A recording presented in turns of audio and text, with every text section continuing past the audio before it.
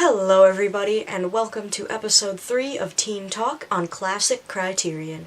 I hope you find today's discussion interesting, as the topic is the 1948 adaptation of Charles Dickens's famous orphan story, Oliver Twist, Criterion spine number 32.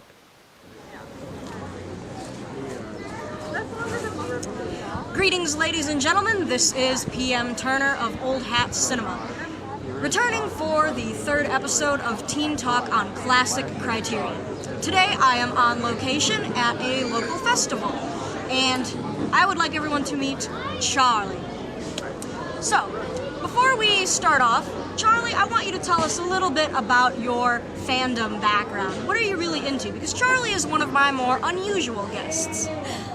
So I really like the Avengers. I know everything about them. And we're not going to take time to go into that, but they're my favorite thing. I also like PM Turner, kind of like older movies, but they're not old. Like, I like Newsies, which is actually more from the 90s, and they're not too old, that's not too old, but it's definitely very interesting. But my favorite are the Avengers. Cool. Yeah, so we got a big Marvel fan here, but she was kind enough last night to view a Criterion film with me. And so now we are going to discuss Oliver Twist, directed by the masterful David Lean, who also directed Great Expectations, I believe, and A Passage to India. So, starting off, Oliver Twist is of course based on the classic novel of the same name by Charles Dickens, and it is one of the most classic orphan stories out there, and also a great but tragic depiction of life in Old England. So, to begin with, how did you feel about the pacing? Like, did it feel too slow at any time, and were you bored? I cannot say that it was too slow at any time, or I was bored, because I was too busy complaining.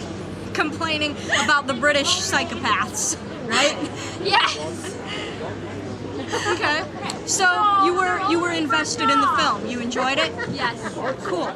And were the characters interesting to you, aside from most of them being psychopaths, in your words? Yes, they were definitely very interesting. Some of them were definitely weird looking, and I was like, what in the world? And then Oliver really resembled Tom Holland in a crazy fashion. He looked like a miniature Tom Holland, except black and white, and from like the 30s. Random, but okay, cool. So, Alec Guinness, of course, is one of the greatest classic British actors. So give me your opinion on his performance as Fagin in this. He was definitely a really, really green man in this. And I don't know if that's like him in real life, but I mean, depicting the greediness he had, he was pretty good at it. And he was definitely very scared of everything, superstitious, and his nose was too big. His nose was too big. Alec Guinness is a master of both accents and makeup. For accents, check him out in Tunes of Glory from 1960, because he does a killer Scottish accent in that. Also, The Lady Killers is a notable comedy of his, which I thought was totally hilarious.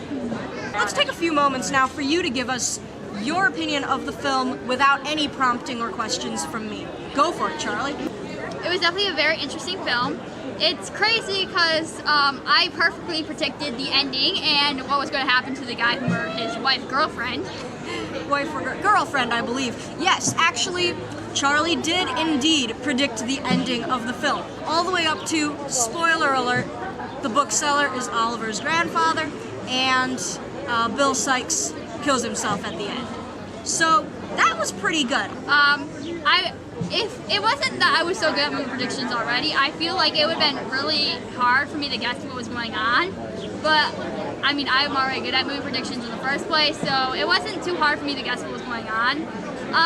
Also, I was learning some pretty cool fun facts about my ancestry. I'm part British, and turns out probably the psychopathic side of my family came from that.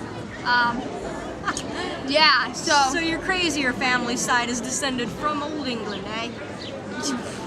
Bro, 100% chance, yes. Definitely psychopaths, definitely interesting looking. I love the girls in the movie who like go super crazy when this guy's like, it's your job to obey, and I'm thinking, oh, because I don't like that fact. We're talking about the scene where the guy goes, "It is a woman's prerogative to obey," and she goes nuts. This woman goes nuts on the man. It was super awesome. I feel like 99% of the people in that movie were playing out jerks, let's be honest, and they were basically all bad guys too. I mean, we're talking about the workhouse days, and not only that, but like, you know, Fagin and his gang of pickpockets, the Artful Dodger and them. So yeah, I think that about wraps it up. Overall, did you like the movie? Yes. Are you glad you watched it? Yes. Did it feel like an important classic film? Yes. Cool, because that's what Teen Talk on Classic Criterion is all about. Well, Charlie, thank you for appearing on Old Hat Cinema. It was a lot of fun. And thank you for appearing on location and in costume. This is PM Turner. Have a wonderful day. Okay, well, that felt pretty good, I think. Charlie was actually pretty chill considering how she normally is. And this is probably one of my most informal videos up to date. We pretty much just had to wing it. I plopped the camera down, hit record, and this is what we got. I watched this film with Charlie, and it was fun to see her reactions to it, and revisit the film again myself, because it's been a couple years. It's still as brilliant as it was the first time I saw it. With David Lean's great direction, the gritty black and white photography, and the stark camera angles, it is a truly brilliant piece of cinema. And don't let that 9-year-old face fool you, because Charlie is a teenager. I do not interview anyone for these videos who is under 13 or over 18. As she said in the interview, she likes some old movies from the 90s, quote unquote. But let's be honest, what constitutes an old movie? If you ask me, anything from the 1920s, 30s, 40s, 50s, maybe some 60s, like maybe the first half of the 60s.